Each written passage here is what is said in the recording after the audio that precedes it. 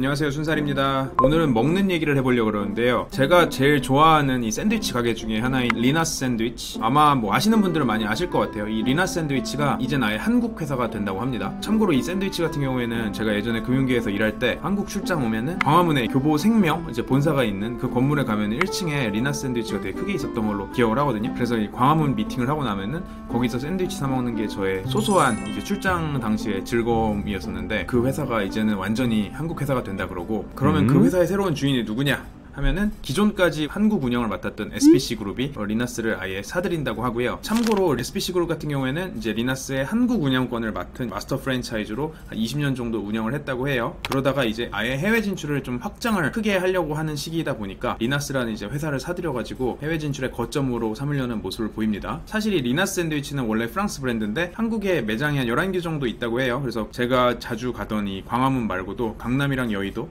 전 잠실에서도 본 것 같은데 하여튼 그런 식으로 11개가 있다 그러고, 재밌는 거는 본국인 프랑스에서 리나스 샌드위치가 운영되는 것보다 마스터 프랜차이즈를 받아서 이제 SPC 그룹이 한국에서 운영하는 한국의 비즈니스가 더 크다 그래요. 그러다 보니까 아예 그냥 역으로 우리가 너네보다 더 잘하니까 우리가 돈 주고 그냥 아예 통째로 사버릴게 라고 한 것 같고, 그래서 이 인수한 리나스 샌드위치를 샌드위치와 샐러드를 이제 개발하는 R&D 허브로 만들어가지고 프랑스의 기술력이랑 조리법 같은 걸 도입을 하고, 리나스가 이제 프랑스에서 뭐 그렇게 크게 하진 않았지만 어쨌든 시장 노하우를 좀 접목을 시켜서 SPC 그룹이 유럽이랑 이 글로벌 시장 전체에 확장을 하는데 도움을 받으려는 목표를 갖고 있다고 하고요. 참고로 리나스 이제 본사를 샀으니까 프랑스 말고도 콜롬비아랑 레바논 두 개의 국가에서도 운영을 하고 있다고 하는데, 그것도 신경을 쓰게 되겠죠. 그래서 전 세계 4개국에서 운영하는 이 샌드위치 가게, 그리고 그걸 모태로 해서 유럽으로 뻗어 나가겠다라고 선언을 한 거고, 그래서 여기서 이 SPC 그룹에 대해서 한번 짚고 가면은, 사실 이게 되게 우리 생활에 엄청 밀접한 회사잖아요. 뭐 오며 가면서 먹는 각종 빵이나 샌드위치 아니면 커피나 주스 같은 것들이 SPC 브랜드들이 굉장히 많고 알게 모르게 소비를 하고 있죠. 그래서 이 SPC라는 이름 자체가 저도 이번에 궁금해서 찾아보면서 처음 알았는데, 삼립 앤 샤니, 파리 크라상, 컴퍼니스, 이 세 개로 이루어졌다고 합니다. 그래서 다 어디선가 들어본 이름들이죠. 이 삼립이랑 샤니는 뭐 마트에서 파는 빵, 파리 크라상은 베이커리 빵집. 그래서 이 회사 역사가 이 창업주 회장님이 오랫동안 이 빵 비즈니스를 하시다가 삼립식품공사로 이름을 바꾼 다음에 6, 70년대 우리가 지금까지도 먹고 있는 빵 3연타를 터뜨리십니다. 그래서 삼립빵 3연타가 뭐냐면, 일단 크림빵, 이걸 먹으면서 해야 될 것 같은데요. 이제 크림빵 먼저 터뜨리고 그 다음에 삼립호빵, 겨울이 다가오는데 삼립호빵 또다시 편의점에서 엄청 사 먹게 되겠죠. 그리고 결정타가 보름달빵. 아무리 이제 비싼 빵집 베이커리 있다 그래도, 뭐 신라호텔 베이커리에서 빵을 사 먹을 수 있다 그래도 가끔씩 보름달빵을 땡겨서 먹는데, 어쨌든 이 양산빵 3연타를 치면서 시장을 재패를 하고, 참고로 이제 저랑 같은 시대를 사신 분들은 아시겠지만 90년대 말에 나왔던 이 국진이빵 이런 것도 삼립빵이었다 그래요. 그래서 우리가 아는 각종 양산형 빵의 대장주였고, 원래 이 회사가 삼립이라는 회사랑 샤니라는 회사 이 두 개였는데, 창업주로부터 이 장남이 삼립 그리고 차남이 샤니를 물려받았다 그래요. 당시 좋은 빵들은 장남이 물려받은 삼립 거였고, 샤니는 뭐 별거 없었다고 합니다. 근데 이제 IMF 시절에 삼립이 좀 무리하게 사업 확장을 하다가 아예 부도가 나버리고, 대신에 아무것도 없었던 샤니는 단순히 빵에 집착을 하는 게 아니라 좀 더 이제 식품 전반적인 분야로 이제 몰빵을 하자. 그래서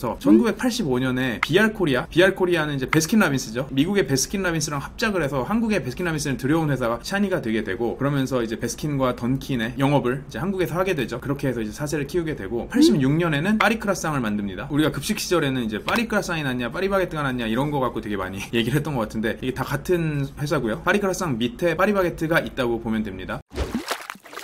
어쨌든 이 파리크라상이나 파리바게뜨 같은 생활형 베이커리까지 다 성공을 시키고, 2000년대 들어서는 힘들어하던 삼립식품을 아예 모텔을 인수를 해버리죠, 역으로. 그때쯤부터는 이제 SPC 그룹이 출범을 하게 된 것 같고, 그래서 이 회사가 잘하는 게 뭐 한국 내에서 사업 운영을 하는 것도 잘하지만 해외에 있는 브랜드들을 마스터 프랜차이즈를 따와서 한국에서 운영하는 걸 굉장히 잘하죠. 어쨌든 이 BR코리아 1985년에 만들었는데, 사실 그 당시에 BR코리아라고 하면은 베스킨라빈스 아이스크림을 80년대 사람들이 뭐 익숙하게 받아들였을 것 같지 않은데, 그거를 계속해서 잘 운영해서 지금까지 키운 게 너무 대단하죠. 마스터 프랜차이즈라는 구조가 본사 입장에서도 생각해보면은 뭐 85년도 미국의 베스킨라빈스 입장에서도 아무 접점이 없는 이 한국이라는 시장에 진출하는 것보다 현지에서 이미 좀 잘하고 있는, 아니면은 뭐 싹수가 보이는 이런 회사를 찾아서 파트너가 되는 게 안전한 선택이었겠죠. 그리고 이제 현지 마스터 프랜차이즈 입장에서도 단순히 하나의 유통 채널로만 역할을 하는 것보다 아예 마스터 프랜차이즈 계약을 맺어서 한국이라는 나라 내에서 본인이 프랜차이즈를 직접 운영을 할 수 있게 사업적인 업사이드를 열어주게 되면은, 사업을 키우면 키울수록 이제 본인들 돈이 되니까 되니까 더 현지화된 운영 방식을 열심히 찾게 되겠죠. 그래서 이 BR 코리아의 사례도 보면은 베스킨라빈 31이 아이스크림 자체가 신선하긴 했는데 그 당시에 아이스크림만으로는 계절성이 있었겠죠. 그래서 이거에 대해서 계속 고민을 하던 이 BR 코리아 입장에서는, 이 SPC 입장에서는 머리를 굴리다가 아이스크림 케이크라는 걸 본격 개발을 해냅니다. 그래서 기존의 미국 본사에도 아이스크림 케이크가 있긴 했는데 그것보다 훨씬 고퀄의 케이크를 만들어냈어요. 이게 결국에는 한국이란 현지에서 파리바게트, 파리크라상을 운영해보니 노하우 덕분에 기존 아이스크림, 베스킨라빈스의 아이스크림에다가 본인들의 제빵 노하우를 접목시킬 수 있었겠죠. 그러면서 아이스크림 케이크 한 번 더 빵 터지면서 BR 코리아가 한 번 더 점프를 하는 효과를 맞았고, 이런 식으로 이제 마스터 프랜차이즈에서 성공 사례들을 보여주다 보니까 던킨이나 쉑쉑 같은 브랜드들을 성공적으로 들여오게 되죠. 그리고 리나스 같은 경우도 그런 식으로 마스터 프랜차이즈를 따와서 이제 운영을 하다가 사들이게 된 거고, 어쨌든 이런 식으로 회사가 커지면서 이 프랜차이즈 운영에 있어서 점주들 대상으로 사회적 논란도 많은 회사이긴 했는데, 뭐 그건 일단 오늘 제가 말씀드릴 주제는 아니고 회사의 성장 얘기만 좀 어쨌든 더 해보면은, 파리크라상이라는 회사 밑에 이 파리바게트, 그리고 쉑쉑, 파스쿠찌, 잠바주스, 뭐 리나 샌드위치 이런 것들을 다 갖고 있는 종합 F&B 포트폴리오 컴퍼니가 됐고요. 단순히 한국에서의 영업권만 갖고 있는 게 아니라 이제 한국에서 잘하니까 다른 지역으로 뻗어나가는 것도 허가를 받았겠죠. 그래서 이런 브랜드들의 해외 사업권, 뭐 아시아에서 뭐 필리핀 같은 데의 사업권을 갖고 있기도 하고, 그리고 아예 파리바게트 같은 자체 브랜드를 해외로 들고 나가서 싱가포르 공항에도 가보면 파리바게트가 있고 미국에도 가보면 있죠. 그래서 이런 식으로 해외 진출을 열심히 하고 있는 회사고, 그래서 처음 얘기로 돌아와 보면은 왜 본사를 사들였냐 생각을 해보면은 이제 해외 확장의 거점으로 삼겠다는 거죠. 이게 지금까지는 해외 브랜드를 갖고 한국에 들어와서 이제 한국 시장, 본인들이 잘하는 한국 시장에 싸웠는데, 해외 진출을 빡세게 하려다 보니까, 그리고 아무래도 뭐 파리바게트, 파리크라상 같은 회사들을 이제 해외 진출을 시켜서 싸워야 되는데 프랑스 파리에서 파리바게트로 싸우겠다는 격이잖아요. 이제 그렇게 되게 되면은 노하우가 조금 더 필요하다고 느낀 것 같아요. 그래서 태생이 프랑스 회사인 이 리나스를 가지고 그 회사가 자체가 뭐 엄청 거대하다기보다는 이제 거기서 갖고 있는 노하우와 운영 방식 등, 그리고 기술들을 가져와서 글로벌 진출에 잘 활용을 하겠다는 거죠. 그래서 이런 사례들을 좀 더 넓혀서 잘 나가는 한국의 회사나 법인들이 해외 브랜드를 한국에 가져온 다음에 본사를 삼켜버리는 움직임은 되게 다양한 산업에서 확인할 수가 있습니다. 일단 뭐 F&B 얘기를 하고 있으니까 F&B 얘기를 먼저 해보면은, 공차가 되게 대표적인 케이스죠. 이제 공차 같은 경우에는 대만의 공차 브랜드를 싱가포르에 살고 있던 한국인 임효진 대표가 들고 한국에 와서 아예 한국에서 공차라는 프랜차이즈를 터트려서 사모펀드에 성공적으로 매각을 시킨 이런 사례로 남아있죠. 근데 이 회사 같은 경우도 공차라는 이 브랜드, 공차라는 제품의 이 IP에 대해서 성공 가능성을 본 한국인 창업자가 이거를 이제 유통시키는 비즈니스를 시작을 해서 거기서 돈을 너무 많이 벌어서 그 IP까지 사버린 이런 케이스인데, 여기 차트를 보시면은 공차 같은 경우에는 지금은 정말 한국이 먹여 살리는 회사가 됐습니다. 주황색 라인이 공차의 전체 매출인데 그 중에 연두색이 공차 코리아의 매출이에요. 보시면은 이제 공차 코리아가 거의 대부분이라고 보면 되겠죠. 뭐 매출 비중이 70%가 넘는, 이건 이제 거의 뭐 한국 회사라고 보면 될 것 같고, 물론 지금 법적인 주인은 TA 어소시에이트라고 해서 이제 미국의 사모펀드가 가지고 있긴 한데, 어쨌든 영업의 대부분은 한국에서 일어나는 회사다라고 보시면 될 것 같고, 스무디킹 같은 경우도 이제 한국에서 아예 직접 인수를 해버렸어요. 그래서 기존의 로고들이 있었는데 2012년에 한국에서 인수한 다음에 2014년부터는 로고 자체도 바꿔버렸죠. 그리고 그 외에 식품은 아니지만 화장품계에서도 우리가 들어본 한국 콜마, 화장품 ODM 회사죠. 최근에는 사실 뭐 아모레퍼시픽 같은 이제 대형 화장품 회사가 아니면은 온라인에서 보는 브랜드들은 자체적으로 제조 설비를 갖고 이제 화장품을 만드는 게 아니라, 제조 설비를 갖고 화장품을 만들어주는 회사에 제조는 위탁을 하고 본인들이 브랜드를 입히고 기획을 해서 제품을 판매하는, 브랜딩, 마케팅, 판매에만 집중하는 이런 회사들이 많아졌죠. 그래서 이제 그런 브랜드들이 커지면서 그 뒷단에서 이들을 위한 이제 화장품을 만들어주는 한국 콜마 같은 ODM 회사들이 굉장히 컸는데, 특히 한국 화장품 K뷰티가 엄청 크다 보니까 한국 콜마도 엄청나게 빠르게 성장을 했습니다. 글로벌 상표권인 이 콜마라는 브랜드를 아예 본사로부터 인수를 해가지고 본사에다가 본인들이 직접 생산 공장까지 이제 설립을 하면서 국내 브랜드가 역진출, 해외로 역진출하는 하나의 성공 사례로 자리를 잡았고요. 그 외에도 패션에서 보면은 필라 코리아 같은 경우에는 원래는 이태리 브랜드였는데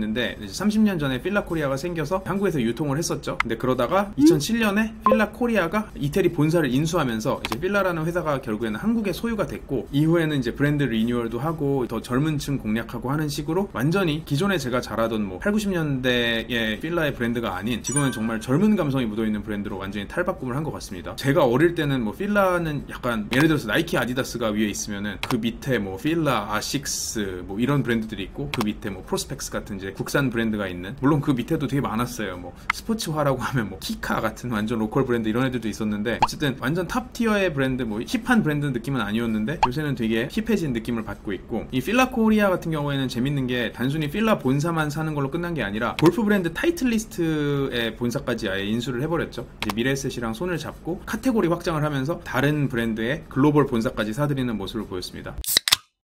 그래서 다시 원래 오늘의 이슈인 이제 SPC 그룹의 리나스 인수권 얘기로 돌아보면은, 어쨌든 이 한국식 디저트라는 이 노하우를 앞세운, 파리바게트라는 노하우를 앞세워가지고 이거를 이제 해외 진출하기 위한 교두보로 삼는 리나스 인수권이었는데, 그러면은 이 얘기를 보면서 드는 질문이, 이게 정말로 가능한 일일까? 이 글로벌 확장이라는 게 과연 얼마나 어려운 일일까? 이제 실패 사례들도 좀 궁금해지게 되겠죠. 그리고 여기서 확인할 수 있는 이제 대표적인 실패 사례가 이 도미노 피자입니다. 이제 도미노 피자가 미국 피자잖아요. 근데 이태리에 직접 진출을 했었어요. 근데 그러다가 결국엔 이제 폭망해서 이번에 사업 철수를 하기로 결정을 했는데, 사실 이 SPC 그룹이 파리바게뜨를 이제 프랑스 가서 성공시키겠다고 하는 게 결국에는 도미노 피자가 이태리 가서 피자 성공시키겠다고 하는 거랑 저는 비슷한 사례라고 봐서, 도미노는 그러면은 이제 왜 힘들었나, 여기서 SPC가 좀 참고할 만한 점은 어떤 것이 있나 살펴보게 됐는데, 도미노 같은 경우도 이태리에 진출을 하고 싶은데 당연히 이제 좀 쫄리는 게 있었겠죠. 피자 본고장이고, 그들이 먹는 이 이태리 본고장의 피자와 미국식 피자는 너무나도 피자가 다르잖아요. 아예 그냥 도우부터 이제 맛과 소스 모든 게 다 다르기 때문에 눈치를 보다가 7년 전에 밀라노에 첫 매장을 내고 운영을 시작을 합니다. 그리고 이제 팬데믹 터지기 전인 한 2년 전까지만 해도 이태리에만 850개 매장 내겠다라는 식으로 굉장히 도전적으로 이제 선언을 하고, 도미노도 이 당시에 직접 혼자서 다 한 건 아니고 현지 파트너를 통해서 이제 진출을 했었습니다. 그래서 도미노 입장에서도 어쨌든 준비를 좀 해서 들어가야 되니까 피자 재료를 100% 이태리 내에서 공수를 하겠다라는 이제 그런 계획을 세웠는데, 이태리에 완전히 현지화된 피자를 만들겠다라는 식으로 되게 이제 초강수를 띄웠죠. 뭐 가지고 있는 기존의 미국 피자를 가져가는 게 아니라 현지화하겠다 하면서 재료 자체도 100% 이태리 내에서만 공수하겠다 이런 식으로 이제 선언을 했는데, 결국에는 이제 실패를 한 게 메뉴 자체의 현지화에 결국에는 실패했다는 평가를 받고 있죠. 파인애플에 올라간 뭐 하와이안 피자 이런 것들은 이태리 현지 피자집 대비해가지고 사실 뭐 가격이 싼 것도 아니고, 그렇다고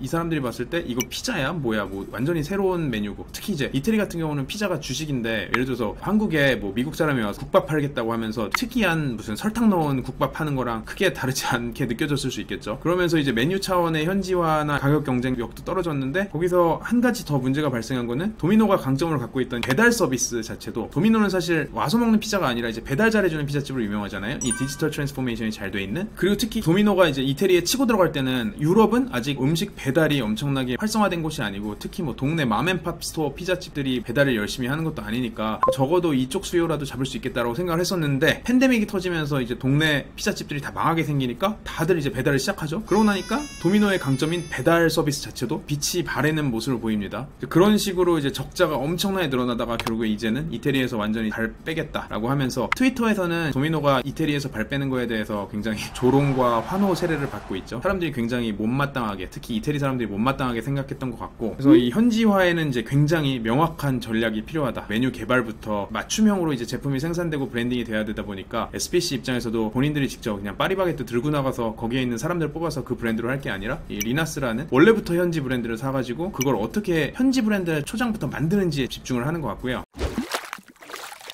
근데 여기서 한 가지 더 얘기를 더 하자면은, 이태리가 이제 본고장이라고 불리는 게 피자도 있지만 커피도 이태리가 본고장이라고 불리죠. 물론 이거에 대해서는 되게 갑론을박이 있을 수도 있는데, 아침을 에스프레소로 시작하는 이태리인들 입장에서 이제 커피도 굉장히 진심일 텐데, 스타벅스도 이 이태리에 진출을 해 있는 상황입니다. 아직까지는 꾸준히 크고 있어요. 여기는 뭐 문을 닫거나 이런 건 아니고, 스타벅스도 이제 오랫동안 기다리다가 이태리에 첫 매장을 낸 거는 2018년 들어서였습니다. 그래서 오히려 7년 전에 밀라노에 매장을 낸 도미노보다도 훨씬 더 늦었다고 볼 수 있고, 이 스타벅스도 걱정이 많았겠죠.